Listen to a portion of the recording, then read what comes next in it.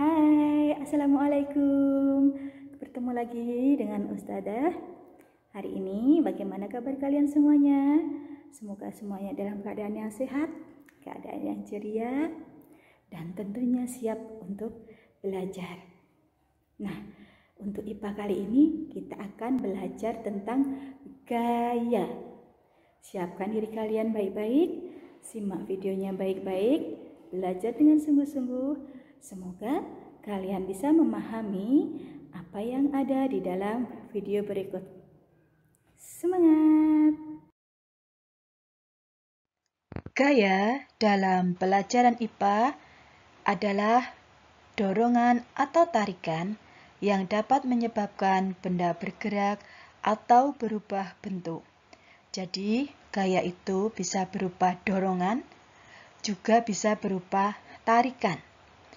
Contohnya, seorang pedagang bakso yang menggunakan gerobak, dia dikatakan melakukan gaya terhadap gerobaknya ketika dia mendorong gerobaknya berkeliling kampung untuk menjajakan dagangannya. Sehingga gerobak tersebut menjadi bergerak. Nah, kemudian gaya juga dapat menyebabkan benda berubah bentuk. Pernahkah kalian bermain plastisin? Ya, bermain plastisin itu kita mengubah suatu benda menjadi beraneka bentuk yang kita inginkan. Dikatakan bahwa plastisin tersebut memperoleh gaya dari kita.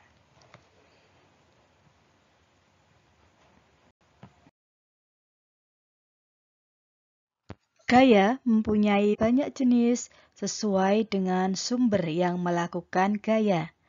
Nah, soleh-solehkah? Kita akan pelajari macam-macam gaya yang ada di sekitar kita.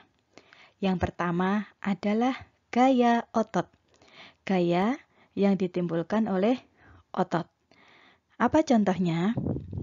Kegiatan bermain tarik tambang merupakan salah satu kegiatan yang memanfaatkan gaya otot. Kemudian, contoh yang lain adalah kegiatan menimba air. Itu juga merupakan contoh dari gaya otot.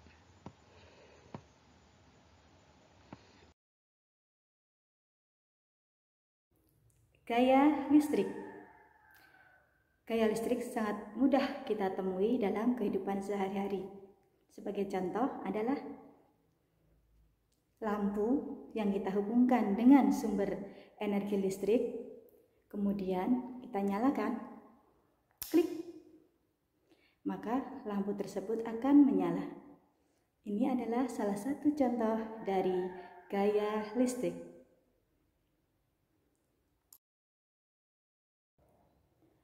Gaya magnet.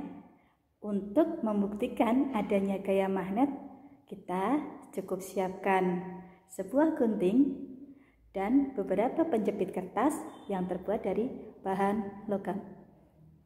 Perhatikan, ketika ujung gunting didekatkan pada penjepit kertas, maka seperti ini.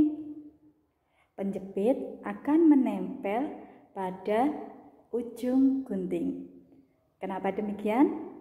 Karena ujung gunting ini memiliki gaya magnet, yaitu kemampuan dari suatu benda untuk menarik benda logam yang lain.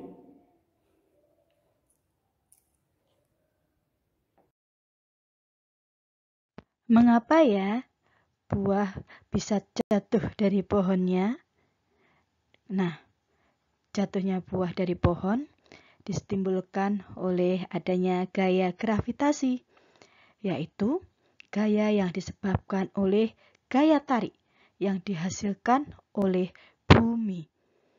Gaya gravitasi ini menyebabkan semua benda yang berada di permukaan bumi selalu tertarik menuju bumi.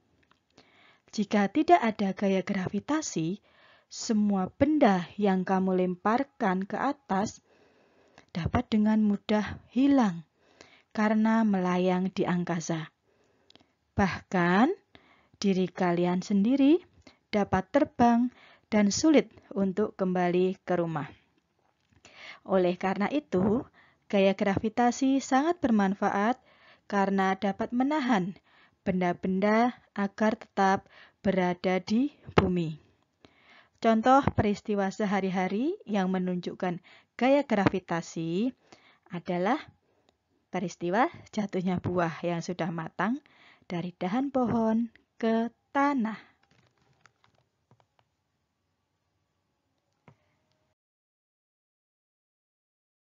Selanjutnya, gaya gesek. Contoh gaya gesek yang terjadi di sekitar kita dalam kehidupan sehari-hari adalah ketika kalian menulis sesuatu, kemudian terjadi kesalahan dalam menulis. Dalam ini kita menggunakan pensil ya, maka apa yang itu dilakukan? Betul, biasanya kita akan berusaha untuk menghapus menggunakan karet penghapus.